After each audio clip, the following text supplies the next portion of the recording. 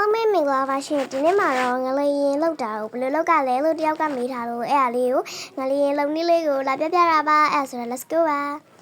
အရင်ဆုံးပေါ့နော်ဒီနေရာလေးကိုသွားလိုက်ပါမယ်ဒီမှာဒီနေရာလေးပေါ့အဲ့ဆိုလို့ရှိရင်ဒီ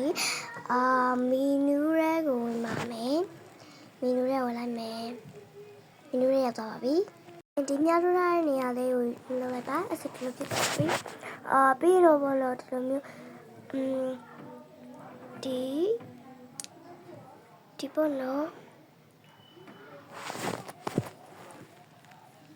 EQU အကွစ်လာမသိဘူး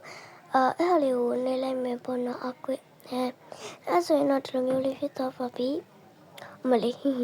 ကိုကြိုက်တဲ့ဟာတွေလည်းလုပ်လို့ရတယ်နော်အားလုံးကိုကြည့်ရှုပေးတဲ့အတွက်ကျေးဇူးပါနောက်ဗီဒီယိုလေးမှာလည်းဒီလိုမျိုးဆွေးနွေးကြဆက်ကြပါလို့အဲ့ကြည့်နော် like စကားတော့မင်းနဲ့နော်အားလုံးမတတာ